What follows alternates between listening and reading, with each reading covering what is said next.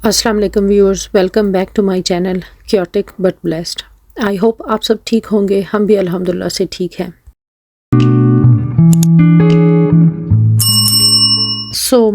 आज की वीडियो में मैं आपके साथ शेयर करूंगी एक क्रिंकल रेसिपी। मेरे कज़न के घर में दावत थी। उनकी नई जो बहू है वो शादी उसकी पाकिस्तान में हो चुकी थी, लेकिन अभी वो यूएस आई थी। उनका काम अभी हुआ था।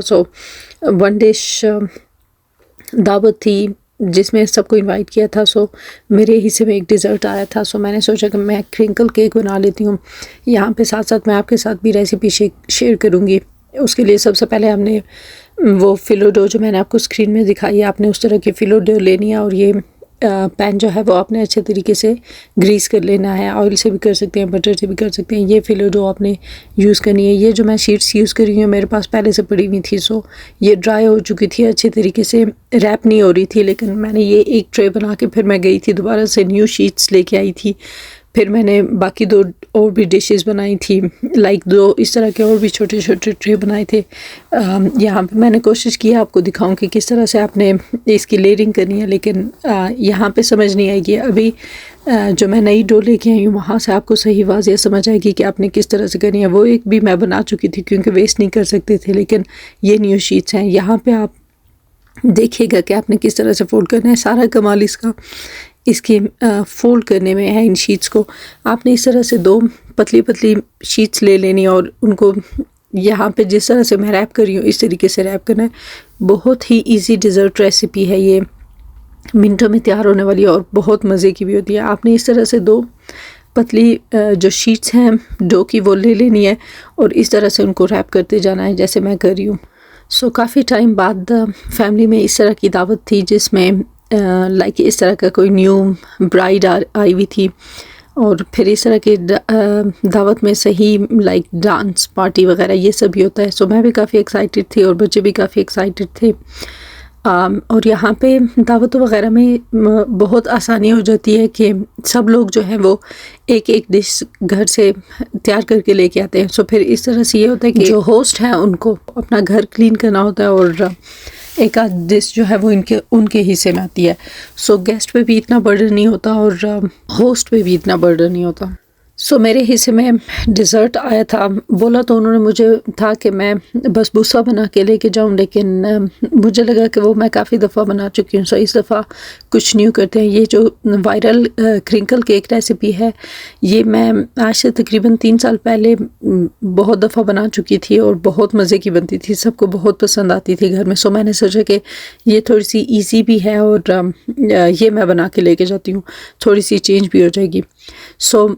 जब आपने उस तरह से उनको रैप कर लेना है शीट्स को, तो उसके बाद आप लोगों ने क्या करना है, 2 स्टिक्स बटर लेनी है, उसको मेल्ट करके उन शीट्स के ऊपर डाल देनी है और फिर आपने उन शीट्स को 350 फ़ारेनहाइट पे प्री हीट हुए हुए ओवन में डाल देना है और उसको 10 मिनट के लिए रख लेना है। और यहाँ पे दूसरी तरफ आपने कस्टर्ड की तैयारी शुरू कर लेनी है। कस्टर्ड में आपने क्या करना है, 2 कप्स आपने मिल्क लेनी है, 1 कप आपने शुगर लेना है, 2 एग्स लेने हैं और वनीला एक्सट्रैक्ट लेना है।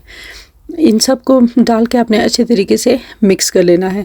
तब तक जो हमारा क्रिंकल केक है वो ओवन में 10 मिनट के लिए बेक होता रहेगा और जब वो 10 मिनट उसके पूरे हो जाएंगे तो आपने उसको निकाल के उसके ऊपर ये जो आपने कस्टर्ड बनाया है ये डाल देना है। देखें आप, हमारा जो क्रिंकल मैंने निकाला है उसके थोड़ी सी शीट्स जो है उनकी लाइट ब्राउन होना स्टार्ट हो चुकी थी। अब उसके ऊपर मैं ये मिल्क जो है वो डाल दूंगी और उसको दोबारा से हम बेक होने के लिए रखेंगे तब तक कि जब तक ये अच्छे तरीके से गोल्डन ब्राउन ना हो जाए।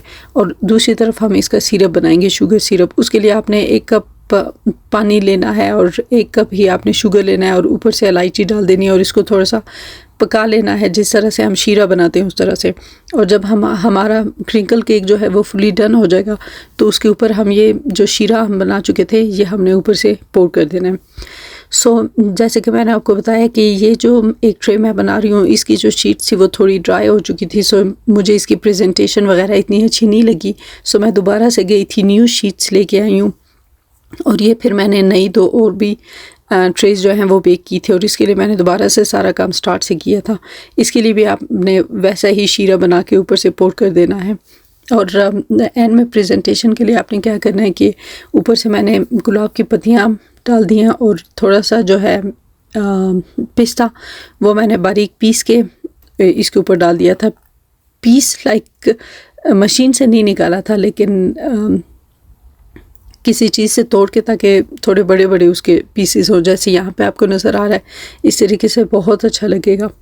सो आपने इस तरह से कर लेना है। और ये जो चीज़ें थी, ये डिज़र्ट, ये मैंने एक दिन पहले तैयार कर ली थी, क्योंकि मुझे कोई काम अगर मेरे सर पे हो, मुझे बहुत स्ट्रेस रहता है सर पे, जो है फिर मेरा पीस ऑफ माइंड जिसे कहते हैं वो नहीं होता, क्योंकि मेरे सर पे वही बात लटकी रहती है कि अभी मैंने ये करना है, अभी मैंने ये करना है।